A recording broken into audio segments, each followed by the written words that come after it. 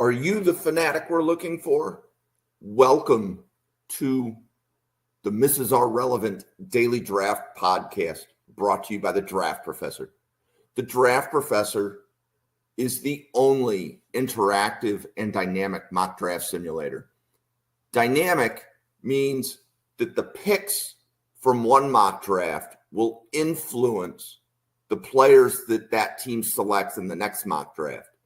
This can be done with a first-round challenge. This can be done with a second-round challenge. This will be done with any mock draft from the Draft Professor. In addition, the Draft Professor has rank players functionality, allowing you to rank players and build your own big board and then compare your board to that of other users at the Draft Professor. In addition, the Draft Professor has draft a team functionality.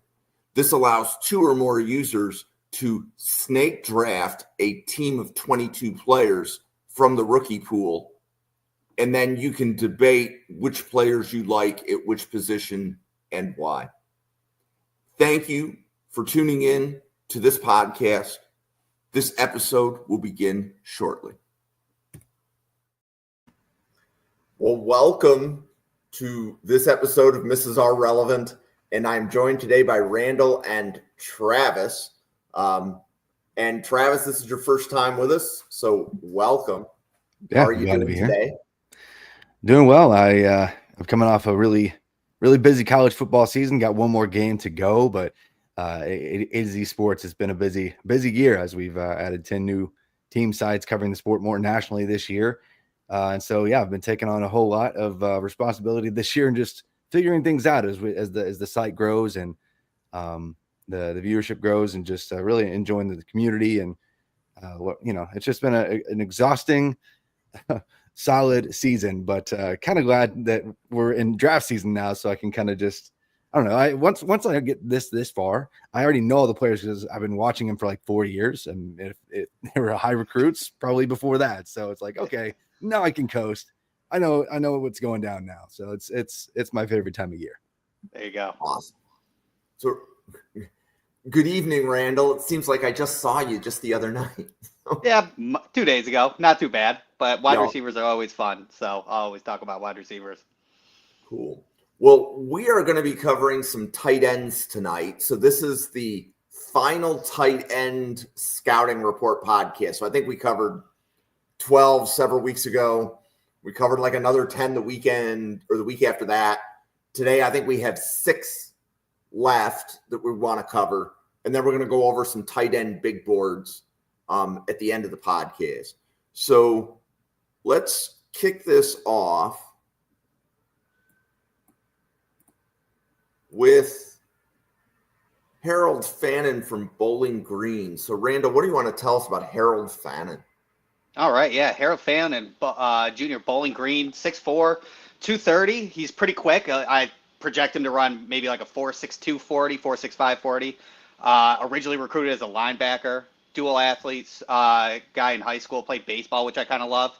He had a pretty good dime against Penn State when he was throwing it. Looked good, to be honest, with the elbow. But, I mean, what we're talking about is really, his offensive weapon ability in him. Bowling Green, he's got 117 catches, 1,500 yards, 10 touchdowns. He can line up anywhere. He goes out wide. He sits in trip sets out wide, play in the slot.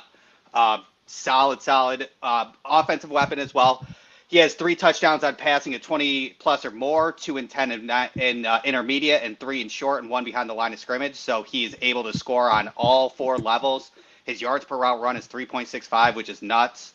I really do like his route running. He's elusive at the stem for a tight end, which is kind of rare, and he's got really good timing on his slants. He's got good elusive work, as well as when he's in the open field, he can kind of take off. He had a really good touchdown against Texas A&M that hit that second level, and then he bobbed and weaved his way into the end zone. That was super impressive as well. I mean, he's got it all. He's a yak monster. 873 yards out of his 1555 came from after the catch, going for 7.5 yards after the catch per reception. Accounted for 44 first downs on, or 64 first downs on 117 catches. He's got great hands. He's in the middle of the field at all times, and he can catch those. He had a great catch against Penn State where two defenders were coming at him pretty quickly. Still didn't lose focus, held onto the ball. That was one of my favorite catches of his. A lot of people are a little confused, a little bit by competition and how he'll do in the NFL. But, he played Penn State this year and Texas A&M, came with over 100 yards, each had a touchdown in that game.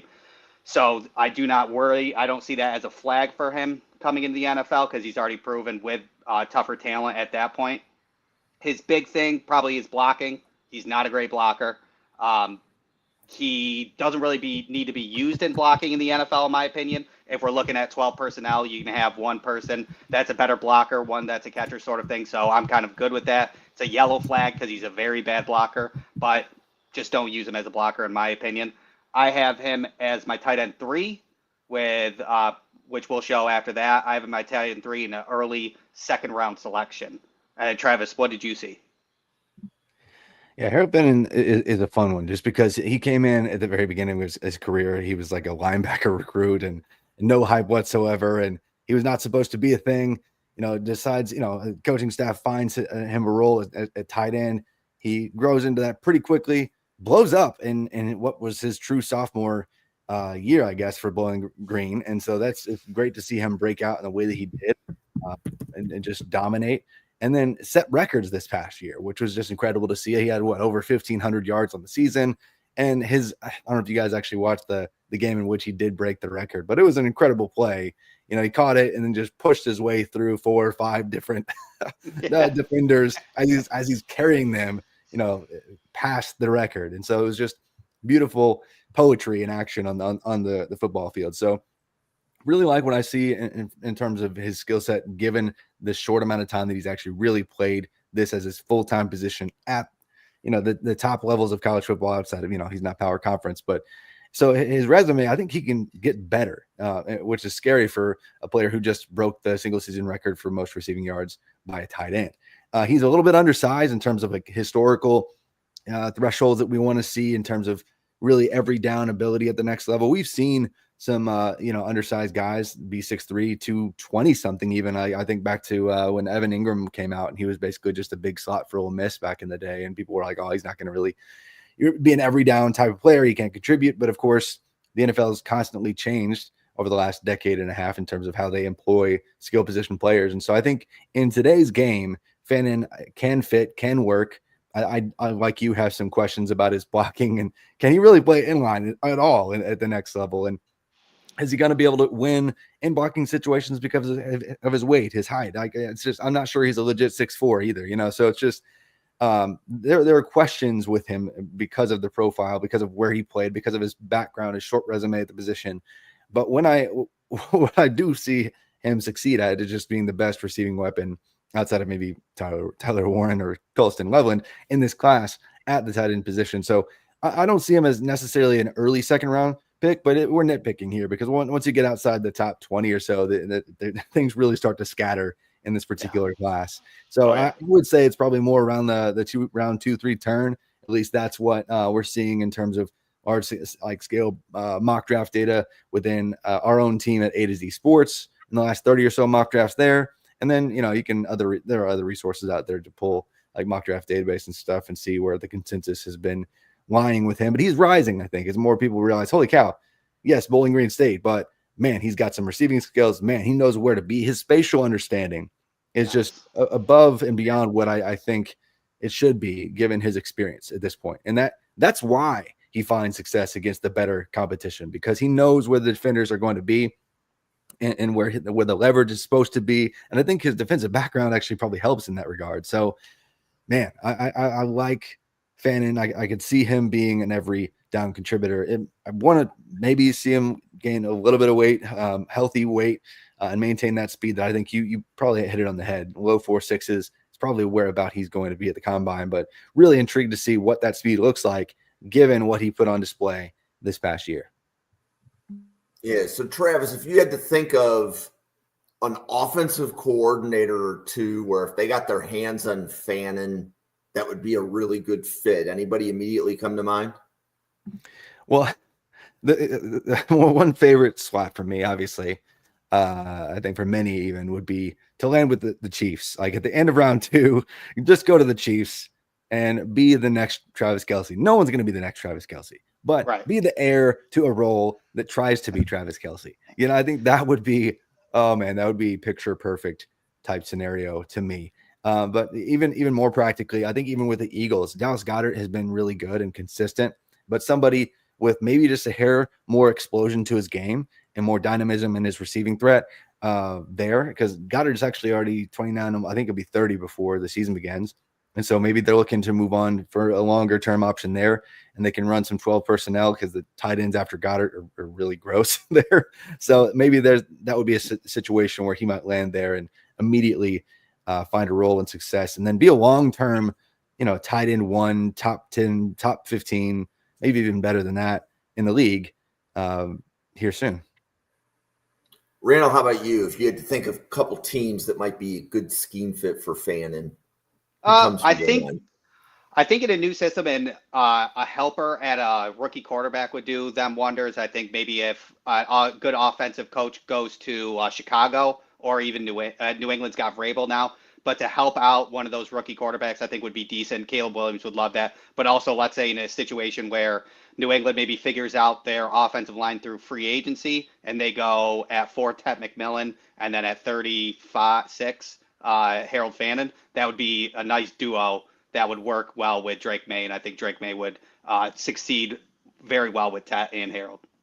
Yeah, or even with Jaden Daniels. I guess because how many times has Zach Ertz done this now? He basically he's passed the baton to the guy who replaced him. Yeah. But when he was still with the Eagles, he did that with Goddard. He went over to the Cardinals. He did that with Trey McBride, and now he goes back, and so now he could pass the baton to Fannin. And he's just that tight end guru. And obviously he's going to be a tight ends coach and probably an offensive coordinator himself one day, because he's 100%. Worked his magic a couple times already. So that would be fun. Yeah, I did not see Zach Ertz coming this year to be like still reliable in that Washington offense. I love it. Yeah. And veteran tight ends, you can never underestimate having a veteran tight end where we think, okay, he's not an elite fantasy football player, but that doesn't mean that he's not an elite NFL player or a really good NFL player, right? Yeah. I think Fannin to the Texans, right? So the Texans are definitely going to need some pass receiving assistance early in the draft, whether they go wide receiver, tight end. Yeah, I don't know if I would see Fannin going to the Texans in round 1, but if he fell to Houston in round 2, that seems to make sense. So, okay, next player, Jake Briningstool from Clemson. So, Travis, what do you have on Jake Briningstool? So Jake is so I am in Middle Tennessee area. I am probably sitting 20 minutes or so from where he went to high school. And so he was a big deal, a huge deal when he was here. But it was funny because I knew just through my cousins who also went to the similar high schools and played against them. The take was that he was kind of soft. Like he had all these offers and he was like this big deal in the area. And yeah, he'd make like some crazy plays here and there. But then I also had a buddy who was like a safety. He was like, nah, I had him on lock. And and so of course he's an athletic guy. He went on to play lacrosse in college, but he wasn't good enough to go play at a top tier school. But the critique with him was play strength, and he was like 6'5", like 2 and change. Like he might have been listed at 215, but like if you stood next to him, you're like, I don't know, dude. I'm not sure you're crossing 200 that much here. And so he really had to fill things out. Like he was always going to be a dynamic weapon once he figured it out, but he really bulked up, added some weight. I think depending on the listing that you see, he's 230, he's 240, he's 243. I think he's probably going to bulk a little bit with water weight just to be weigh-ins, 235 at the combine, and then, just try to shed that in time for the sprint for the 40s. A lot of people do that, but I want to see him continue to develop and add strength to his game. He got better at that in terms of being a more complete player, but his value was as a receiver, even when he wasn't actually like a high volume target for them in his early years. Like that's how they plugged him in and used him when he was on the field. And so I want to see him fill that out, add some blocking to his game and add some more consistency to his game. But he was able to actually add some significant value this past year because he added strength, not even just as a blocker, but adding yak this year more so because he would fight through that first contact, fight through that first tackle. And so we saw a step in the right direction, but I just want to see him get better at that. And so again, one of those players who's just slightly undersized. He's not that he's probably never going to reach 250, and that's okay. He doesn't have to, and that's fine. He's probably going to be more primarily deployed in the slot as he was at Clemson. I think something close to 60% or something last year, and that's okay.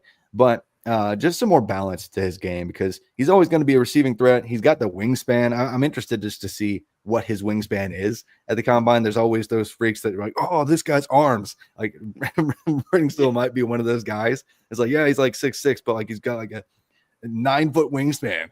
And so I just want to see what he looks like at the combine, and it'll be cool to be. I don't think I've seen him in person since like high school, so it'll be kind of cool to be there in person and just see how he tests because I think he could be a winner in combine season. Yeah, when that wingspan that kind of like stuck out when I was watching tape throughout the year was when they were playing Texas too at the end, and when he was going on that second level right across, and it was right over that defender going to the sideline, and I could not believe he plucked that out of the air, but you could see his arms, how long his arms were, and it was an impressive throw by Cade. Impressive catch by Jake Briningstool, and that was great. And he had a great game on there. I do think, like, when you're looking at on a production standpoint, it's a little confusing to see, and you're trying to match the tape with where his 100-yard games are, where his 40-yard games are, and things like that. It's kind of almost like sometimes the Clemson scheme, how they game planned with him, was a little off. Some games his average depth of target was 3 yards, like 3.0, and then some games were 11.5 with his average depth of target. And then when you're looking at that was Wake Forest, where he went 7 for 104 and 1. And then with 3, you're looking at Georgia, that was only like 3 and 26. So some of the game planning with Briningstool in there was a little confusing, and that's where I believe his production was a little bit up and down. But I did like his blocking and where his blocking game ended at this year. I think he did have good hand placement, and he did anchor a little bit well. So he was consistent in the blocking game, and then he can just learn more in strength and conditioning in the NFL, learn to be a better blocker. But I did like what I saw by the end of this year with his run game. I do have pretty much everything that you had. I agree with, and I do have him in around the end of the third to the mid fourth, like a fringe 100 player for me. I do like his style. Yeah, to me, he's like round 4 is probably the sweet spot for me because I think most of. And again, it gets a little wonky because this class has some clear tier breaks in terms of groups of prospects. When you talk to any kind of set of scouting personnel, like it's like after 20, and then like from that point you got up to like maybe 70-ish, and then there's this weird drop off again, like a little bit earlier than we've been seeing the last couple of classes. And so you could see some teams go completely different directions that you wouldn't expect. So we might actually see a tight end run at the end of round 3, and that's where he goes. But if I was a GM, I'd be hoping, hey, let's just get to the back half of round 4, and I feel like I'm stealing. Agreed. And I think one of the other things, Travis, that works into that too is that rookie tight ends don't typically play much, right? Like if you look at like the rookie tight end seasons, if you gain like 400 yards receiving, that's a top 20 rookie tight end season. Yeah. So are you going to spend a day 2 pick and not get that immediate production? I think that's why that run on tight ends is going to happen closer to day 3 than it will on day 2. I agree. I think the only 3 safe bets for day 1 and day 2 capital are Tyler Warren, Colston Loveland, and Harold Fannin. We might not see it any more than that. But there's a handful of others that if teams feel like they need to reach for need, and there are a few that have that need at the end of round 3, that's where I could see it happening. But if it doesn't happen there, you might be waiting a little bit again for a longer run. And we haven't seen extremely deep tight end classes over the last 10 years, even though there's been kind of a revolution at the position in terms of how they are impactful if they're actually really good. There's been an uptick in that regard, but it's 11, 12, 13 tight ends in a whole draft. So seeing more than just a few go early is probably not to be expected. So Randall, you want to tell us about Mitchell Evans from Notre Dame? Yeah, Mitchell Evans, Notre Dame, but 3-star prospect, two-sport athlete, basketball and football. He's 6'5", 260. Guessing he's going to run like a 4.72, 4.75 on the 40. So he's got some good speed with that 260 pounds. I do like his size in the 6'5", 260. As a receiver, he's used in the slot a good amount as well as on the line. So he kind of goes out on the slot more, which I do enjoy. He is quick off the line on his initial release. The releases are a little bit different from the stem. The stem of his route is not so great, in my opinion. I think he just kind of uses his body to leverage him inside or outside the way he kind of goes on that. But to be honest, he has a little twitch off that line of scrimmage where he kind of does create separation and go from there. So it kind of hides that stem work a little bit for me. I would like to see him work on some contact balance and some yards after the catch. It does feel like, in my opinion, he goes down on the first hit or the second hit. Somebody's close to him. He's got only about 4.1 yards after the catch per reception, while his average depth of target is only 6.6. So he's not gaining much afterwards, and they are kind of using him in the short game. I do kind of wish with his size, and he's got some decent speed, that they used him more in that deep threat.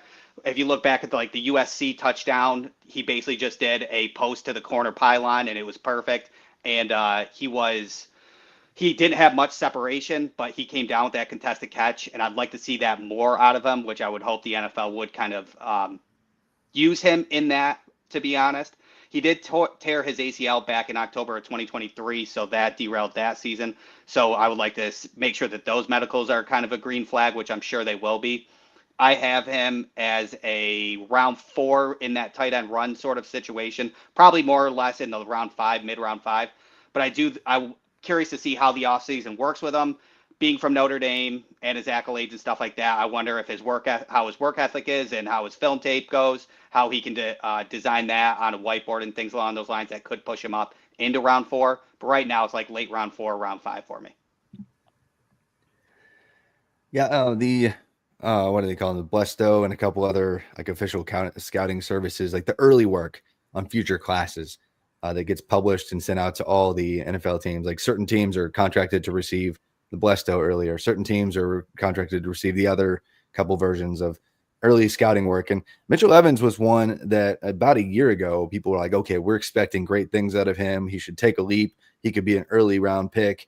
And I never really saw early round pick with him. I was like, man, he's a little stiff and not super dynamic for somebody who's being utilized in the role that he is in.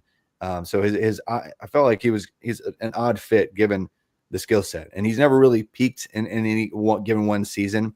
In terms of like nerdy predictive numbers that I care about with tight ends and actually being able to stick in today's day and age for receiving purposes, like you might be a blocking tight end, and he can still improve in that regard, but he might be that at the next level. But in terms of an every down player that can be a go-to option for a team, I don't see that in his profile because he falls short in a lot of different categories, whether it's, his receiving yards per team pass attempt marks, which typically you want to see like a drafted tight end be like around 1.5 receiving yards per team pass attempt. If they're going to be a significant threat, they can be both efficient and handle volume for their team's offense. Other nerdy things like weighted dominator, general dominator rating that accounts for like overall percentage of a team's offense and what they do. He never even eclipsed 15%, which is generally what we count as like a true breakout year for tight end as well. So in terms of a meaningful metric standpoint, he falls way short, and he never met the expectations that even the early scouting services had for him. From a film standpoint, he just is. I don't think he has the dynamic skill set necessary to thrive in the league. So for me, he's like a mid day 3 kind of tight end for me. That can be a blocker if you want him to. You can kick him out in the slot, and he can punch a linebacker in the mouth, but he's not going to separate on his own via speed. 100%. Okay. Next tight end, Caden Prieskorn from Ole Miss. Travis. Yeah, so this year, so I just by default in my role as we've kind of added some team sites, one of the teams I worked most closely with was Ole Miss, and it was a lot of fun because they had the best pass rush in the nation. They had Jackson Dart, who had like the highest meaningful metric season by far, next to only maybe like Cam Ward. There was a lot of fun. They had Trey Harris for the first 7 weeks, and he had like almost 1,000 yards. And Prieskorn himself, he would break off some plays here and there. You're like, okay, I see it. Okay, I get it. He had the long touchdown, I guess it was against Furman. The week 1, he had the impressive play against who was it?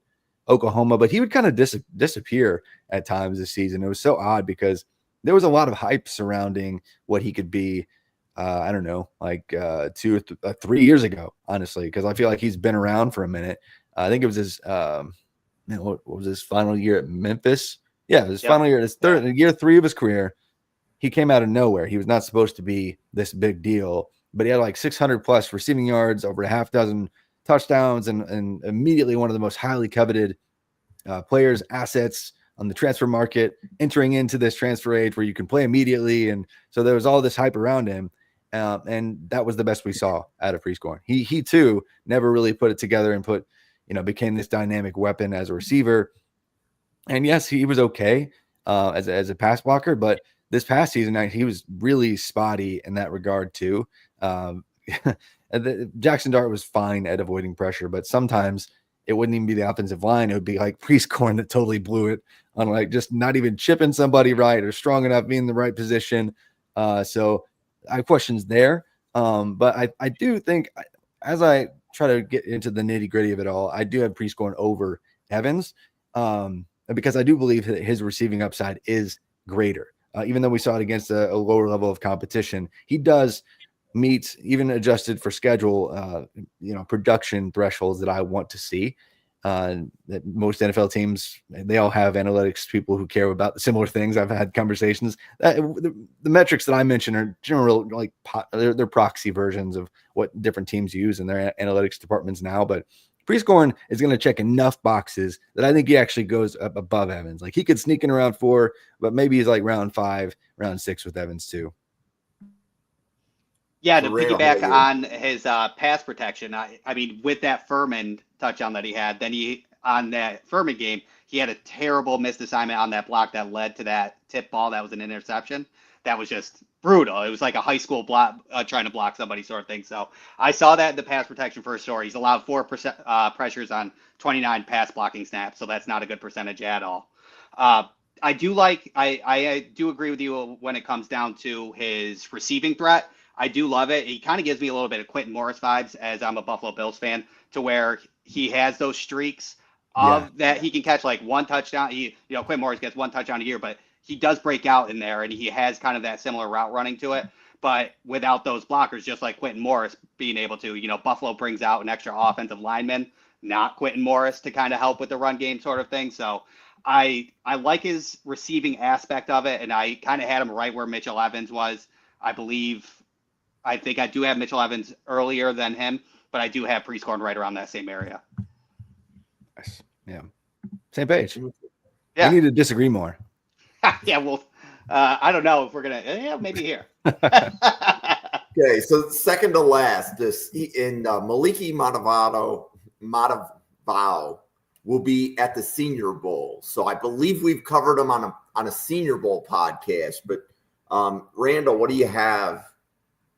Yeah, UCLA, 6'6", 263. He was a 4-star prospect, turned into a 3-star transfer, started in Oregon, went over to UCLA. I believe one of his teammates from Oregon got him over to UCLA. He also did have an offer before he chose Oregon first, so it was an easy choice for him. He's had a couple good 100-yard games against Rutgers and Fresno State. 8 catches on 11 targets, Rutgers being 6 catches on 6 targets for over 100 yards. He is mainly just a pass-catching tight end, in my opinion. I think they take him out for blocking. To be honest, I don't see him much in blocking. I think less than 25% of his snaps are blocking, so everything else is receiving. I like his route running, where he can put it for 263 from what I had on him. Is he can put his foot in the ground and cut, which I was pretty impressed with that, and he can be a little bit elusive for his size. My big concern is, his back-to-back touchdowns. Each year, 2 touchdowns per year. And I'd like to see him more in that red zone, but I also do credit a little bit of UCLA's system and UCLA's poor quarterback play to kind of go in with that, just kind of like J. Michael Sturdivant. And but overall, I do like his receiving, and I do like it. He is not a blocker. I think he's a really bad blocker, and that's a big issue, especially with this NFL now. I do have him with his offensive power. I wouldn't be surprised if he falls in that fringe 175, but I wouldn't be surprised if he goes in that 7th round. So Travis, how about you? Yeah, he's kind of like that fringe player for me. He's around 6'7" kind of grade in terms of like class agnostic look at what he brings.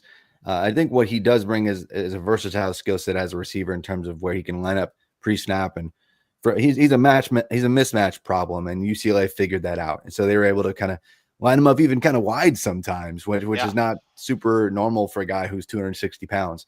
But they can if a team gets the right team gets a hold of him, they can take advantage of the skill set that he has and put him in the right spot, and a few times a game. Get him a reception against a linebacker who should not be covering him, that kind of situation. So I think that's where his value is going to be. He's not, again, like you said, a blocking tight end by any means. So I think he's limited. He has a limited resume of really impressive production, which is basically just this last year. And so it took him a while to do anything. So early breakouts matter as well when predicting future success. And so he didn't really have much of anything to speak of until really this past year, where I don't have his exact numbers in front of me, but it was like 500 something receiving yards. And even like when you look at the scale of his offense, he didn't really cross meaningful thresholds outside of like his receiving yard market share. Like I think it was 16, 17% or so of his team's mark there, which is good enough. But that's about all he checks in terms of boxes that I want to see. They're like, oh, that guy could be like an early day 3. Oh, that guy could be an every down player. So to me, he's not an every down player. Maybe he continues to grow as a blocker. Maybe he adds another layer to his game. And I will give him credit. He clearly had to learn a way different system going from Oregon to UCLA. And then he completely shifted his role. Blocking disappeared. He was out wide, in line, in the slot. He's learning new roles within the offense. So maybe he does add layers and exceeds expectations, but mine aren't very high as of right now. Okay. Yeah. And the last scouting report we're going to do is Tyler Warren from Penn State. So Travis, you want to tell us, is he tight end 1, tight end 2, and then tell us all about it?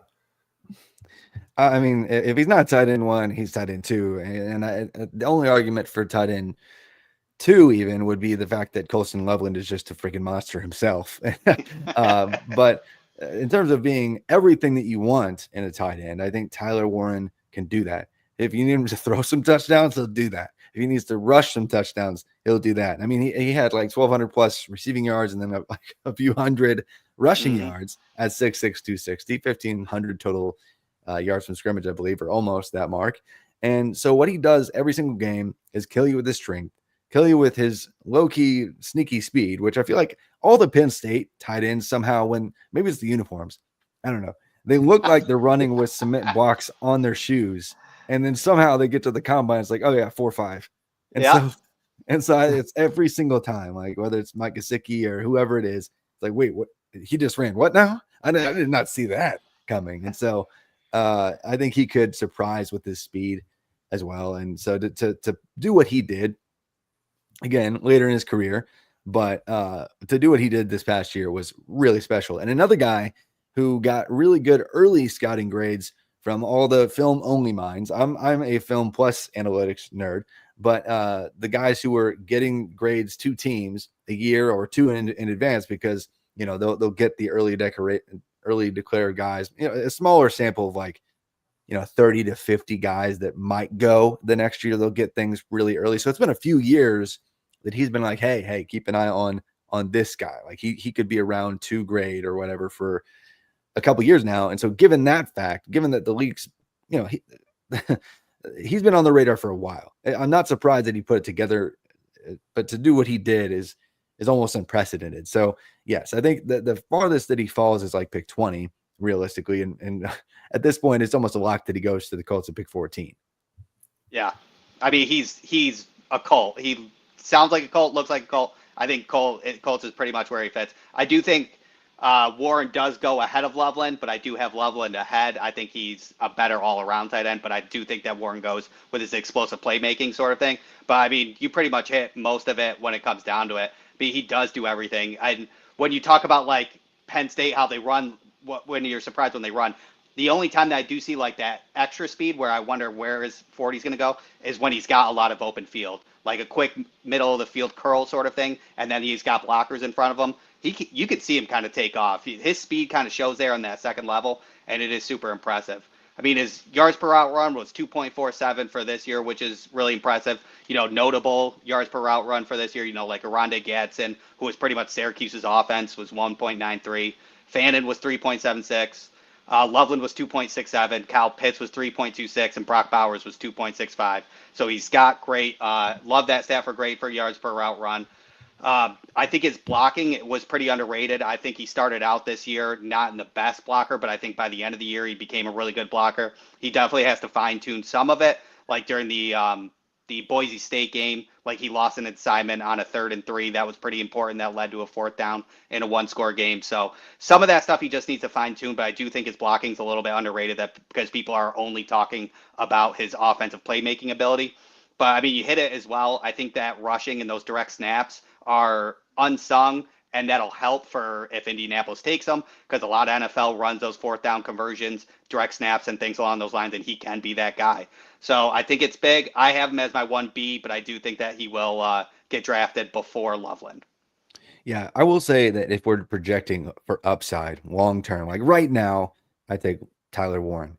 But upside projection, given the trajectory of his career at Penn State as a prospect, if you look at him, because he's technically a year 5 guy out of high school, and so when we compare him to Harold Fannin and Colston Loveland today, they're 2 years behind him in terms of development. And so what we love to see is an early. I mentioned this before, an early kind of breakout season. I mean, if you're breaking out at 15% of your offense, 20% of your offense in your second year as a tight end, which is real. I mean, tight ends, the production in college is just trash. Like for the most part, it's really bad. And so if you can account for that level of production and then be efficient with it, that's impressive. That's impressive. And he didn't do that until like year 4. He kind of meant like absolute minimum threshold. And then year 5 is when he blew up. Whereas Colston Loveland and Fannin were like above, hey, if they were drafted today as sophomores, they would meet all the data predictive analytics thresholds now. And so to me, that's more impressive. And that's why I believe that like a guy like Loveland, having him as 1A, if you're swinging for the fences, Loveland's your guy. Because he had like a half of the team's offense, almost more receiving yards than the entire group of wide receivers on Michigan, despite the worst quarterback play in the nation pretty much all year long. And so I get having him 1A over Tyler Warren. For people who are like just looking at mock drafts, like, what are you thinking? How could you have him over? No, like Loveland is legit. Fannin is legit. And they're doing it 2 years earlier than Tyler Warren just did. So all 3 of these players should hit and be successful and be the 3 best tight ends in the class by far. Oh yeah, and watching Loveland, you're just looking, and all I could think of is his stats could be so much higher with better QB play, like wide open, so much separation, just overthrown. Yeah, every time. Every time. Okay, so why don't we pause for a quick commercial? So Travis, do you want to introduce yourself to everybody? Tell them where they can find your content and some of the other things that you do. Yeah, I don't think of it as a commercial. I just love talking football with anybody. So if you want to bother me, tell me like I'm wrong or way too high on Jackson Dart or something, that's fine. You can find me on X. I guess I'm just sticking with that. It's not Twitter anymore. X at @FF_Travis M. I'm on Blue Sky too. My company wanted me to do that. You can find me there at just Travis May. But I love talking football anywhere and everywhere. But you can find all my written work now these days at A2ZSports.com. I'm the college football managing editor there. Good thing I'm not having to talk. I'm just write for a living. But it's been great to see that just grow. If you're not familiar with A to Z, they've been around like since 2016, but went national covering all 32 NFL teams a few years ago. And this past year decided to go national with myself and a group of 12 writers to cover all the major brands, all the Georgias, the Ohio State, the Notre Dame, all the big name, Texas. And so it's been cool to see that kind of grow. And this past year to eclipse 100 million page views and in direct traffic was incredible. And just to see it, I don't know, just really proud of the team. They're just putting out really quality work. And the draft group, there's like 8 of us that are just constantly working on draft content. I think we had 4 mock drafts released this week, and big boards and a whole bunch of profiles. We're already up to 100 draft profiles, prepping for Senior Bowl week and stuff like that. So it's just fun to be a part of a really talented group of team writers that love the sport as much as I do, because it's hard to find like normal people in life that just want to talk about tight ends at 8:45 p.m. Central. That may or may not get drafted. Like, that's not normal. So anyway, Travis May at A to Z Sports is all my content, but at FF_Travis M on X is where you can find me most easily. Thanks, guys. Cool. Randall. At Randall Slifer on Twitter and Blue Sky as well. You can find all my stuff on Twitter and Blue Sky, as well as Draft Professors, where I'm doing my podcast and things like that. So you can find everything on there. And I apologize, I did not know that you were on A to Z. I do read A to Z Sports a decent amount. I found them, I think, 2 or 3 years ago. So it's cool to meet somebody that works for them, for sure. Hey, man. Yeah, it's been fun, dude. It's like when I first started, it was like I'm at A to Z. Just even this past year, I'm like, oh, I've heard of that. So it's cool to see just kind of getting there now. So it's fun. Cool. Well, for everybody watching, and there are a lot of you, please hit that like and that subscribe on YouTube, and give at NFL Draft Fanatic a follow on both YouTube and X. So this channel has daily draft content. So we podcast on the draft every day. Monday, we did some wide receivers at the Senior Bowl. Tuesday was mock draft. Today's Wednesday. We're doing tight ends. Tomorrow's an interior offensive line big board. Friday, you will see Bill Sparks, who's in the chat, doing some Senior Bowl coverage.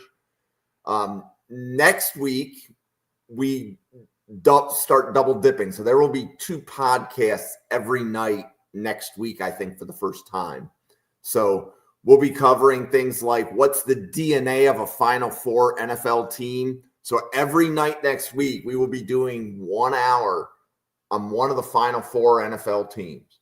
So whichever teams make it to the conference championship, the draft professors are going to be doing a deep dive. How did the roster get built? How did they draft?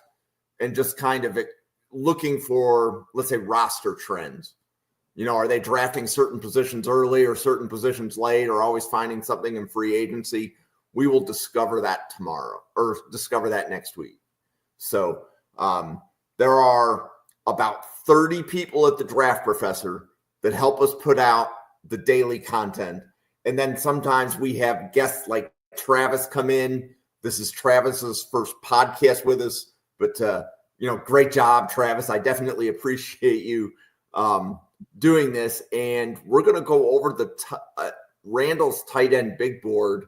And then Travis, if you want to kind of share your board, like after Randall kind of talks through his, you're more than welcome to either ask Randall questions on his, if you just trash have mine, a question, and then we'll go from there. Yeah. I'll do that. But, that's fine. Yeah. Yeah. There you go. So I don't have a graphic for mine, so you guys don't have to. Yeah. There's no proof. So we're good. There you go.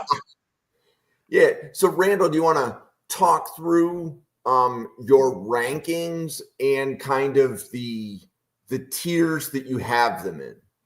Definitely. All right. So sorry, I'm just going to pull up my graphic just because it's a little light on there. All right. So number 1, Colston Loveland. I do have him as my tight end 1. I love his all-around ability. His blocking's incredible, and his hands are mittens, and he's just he knows zone, man, everything. He can run all the routes. Fantastic. And then I have Tyler Warren, number 2, of course. I believe that, as we talked about, Tyler Warren will go ahead of Colston Loveland based on his playmaking ability. But Tyler Warren, we just talked about. Harold Fannin, number 3. I apologize. Loveland and Warren are my round 1 guys. And then I do have Harold Fannin firmly in my round 2. Early round 2 for me. So we just talked about Harold Fannin as well. I'm a big Gunnar Helm fan, so I have him at number 4. I have him in that 2 to 3 range. I think he's a good mentality, workhorse, sits in the film room all the time. He's a do-it-all kind of guy with a great blocker as well. Another guy similar to Gunnar Helm, but similar style, Gunnar Helm, Mason Taylor at number 5. I have him as a round 3 grade. I love Mason Taylor's blocking ability. And then I do have a little random, well, I wouldn't say random, but I really like Elijah Arroyo's ceiling that he has, being a 5-star recruit and just crazy amounts of pass catching. I know that Miami didn't give him the production that he has, but I think his athletic ability gives him one of the highest upsides of all the tight ends in the class. I have Luke Lackey as number 7, Iowa. He's a great blocking tight end. Luke reminds me of Dawson Knox where he is right now, and that's why I have him at the 7. Great blocker. Tight end 7. Great blocker, and then can contribute in the passing game. I have Jake Briningstool at 8. We just talked about him, like his style and how he improved over the year. I have Terrence Ferguson at 9. I like his all-around ability as well. Aronde Gadsden, full-on, pass catching tight end that pretty much was most of Syracuse's offense this year. Big fan of him. I have Benjamin Urosek at 11, and then Mitchell Evans down at 12. Those two bottoms are the round 5 area, 5+, and then it goes higher in that one. So, Travis, let me know what you got. You're muted, Travis. It's just all wrong, right? Like there's nothing correct on the entire board. And podcast. I'm out. Yeah, perfect. Yeah, great talk, guys. No, seriously though, I top 3 is basically the same for me because Loveland, the upside swing with him in terms of his trajectory, what he did in the last 2 seasons as a national champion, and then to put up with that mess of just putrid, terrible quarterback. There's not even a word for what Michigan did to the quarterback position. They just Seriously. They just disrespected the position. Like there's what Army and Navy and Air Force do at quarterback, and then like 3 or 4,000 tiers below is what Michigan was this year. So, but no, I think he's right there. So I don't dislike that at all. I'm a little bit lower on Helm. I like him as a really balanced prospect. I think I have him at tight end 8, but I have like Mason Taylor. I'm really glad you like Mason Taylor and Luke Lachey. I have Mason Taylor as 4 and Lachey's 5. Mainly because obviously the only reason is because Luke Lachey was a basketball player, so he's automatically going to be good at tight end. No, he had trouble staying healthy at times, but when he was healthy, he was dominant, and everyone knew it. He was a leader. Even when older players were there alongside him, he was the leader for that team. And so I think he's going to kill the interview process. He's going to kill the pre-draft. And so I really am pumped to see where he goes. But Arroyo, I'm glad you mentioned him. I think I have like 8 or 9. No, 9. Yeah. So a little bit lower on him just because it took him so long. But again, it struggled with health. I think had he stayed healthy, we may have seen a much higher ceiling much earlier from him, but we'll never know. And so, and having Briningstool at 8, I think is about right. Ferguson is a little stiff, but I like him. Aronde Gadsden is where I have him just a little bit higher. I have him as my 7. And so I think calling him a tight end is weird. Like he's listed at tight end at Syracuse, but he was really like is he a tight end? Like I'm not sure. He was in the database that I had. He was a wide receiver. Right. And I had to flip him to tight end a little bit through the draft cycle. Yeah. And so just one of those hyper productive jumbo slots that I don't really care what his position is called. I guess for fantasy football purposes, you might if that's your thing, but that will matter. But if he gets tight end designation and he's just a jumbo slot wide receiver for wherever he lands, he's going to be really, really fun and potentially productive. If you want to have him as an inline blocker or in the backfield, I wouldn't do that that often at the next level. But man, as just an offensive weapon, I couldn't rank him very low. Like I'd have him as a round 4 type as well. Yeah. So that's probably my biggest point. I would probably move him all the way up to 7, if not like 6. But everything else I like, and I wish, man, Hirosek, I just wish would have stayed healthy because he was so good at Stanford at times. I know. He just didn't put it together. And then you go to Georgia and bury yourself behind 2 other tight ends when he got there. So I don't know. I want to believe in Hirosek. I'm glad he's listed here. but I've dropped him down just as my confidence has wavered with him. So he's just below like the guys like Prieskorn and Evans for me at this point. Yeah, that's very fair. And I'm kind of stuck with him on Stanford sort of thing. And I also did have him on my college fantasy team last year while he was at Stanford. So like I watched all those games live sort of thing. So it kind of stuck with me. So I'm just hoping that upside kind of sticks with him in the NFL. Yeah. What was it? The Hawaii game. He had 3 or 4 catches and they were all just like, what in the world just happened? Like, just leaping, 100%. like touchdown, sideline, toe dragging. And it's like, who is this? I know, 100%. And then he got hurt immediately after, and it's like, I go, done. Yeah, I know. And then Rondé Gadsden was a great point too, because I mean, even this year, we have wide receivers that are 6'5", 225 with Savion Williams and Daquan Felton. Now I can't think of the Iowa State guy. He's 6'4". Jaden Higgins. Yeah. Like we have some tall wide receivers, so we're just kind of blending that at that point. Yeah, basically. Savion's gonna be fun anyway. So, Randall, a couple clarifications. So you have 5 tight ends going round 3 or better? Me? No, correct. Actually. Yeah. Ooh. Yeah. Sorry. Okay. What was that, Travis or Randall? No, I said Randall, but Travis, same question. How many tight ends do you have around 3 grade or higher? I've got 4.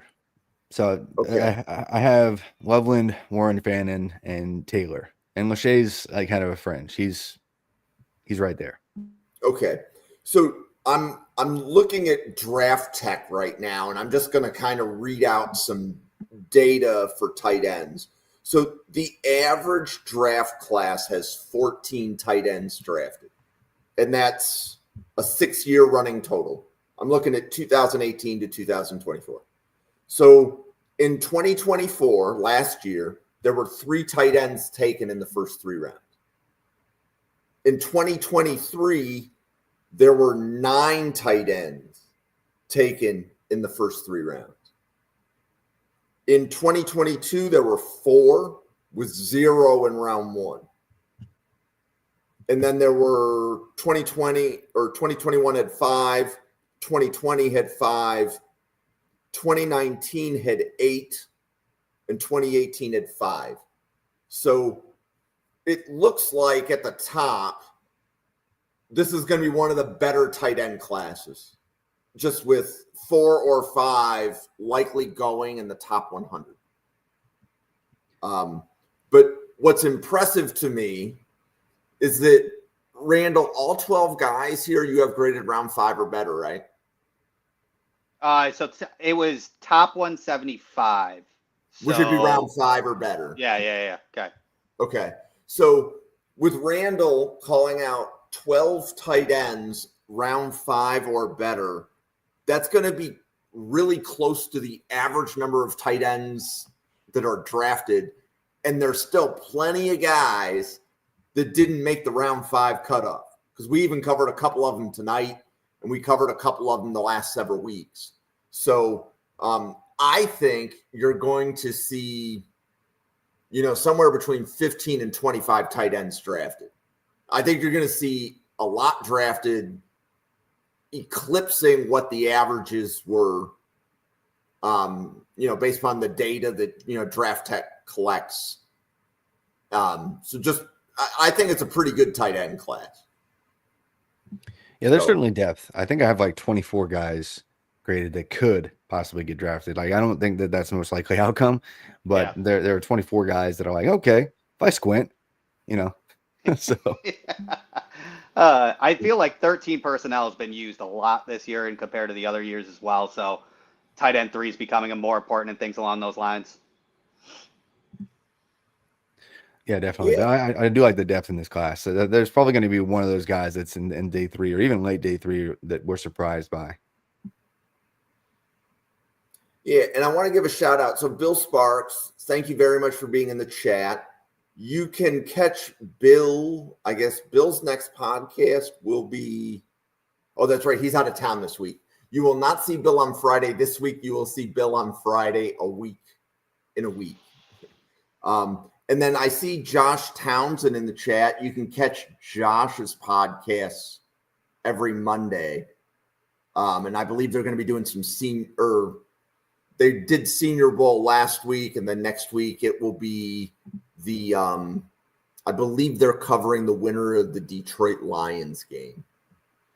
I believe that was the team that I assigned to Josh and Jake. So, okay, well, we have covered tight ends for 55 minutes.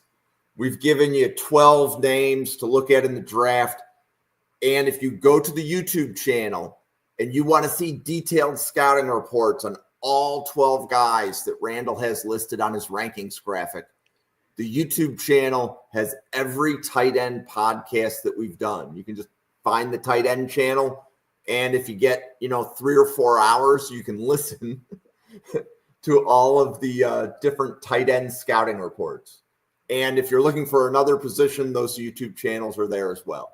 So on behalf of Travis, Randall, myself, and all 30 people at the Draft Professor, thank you very much for watching.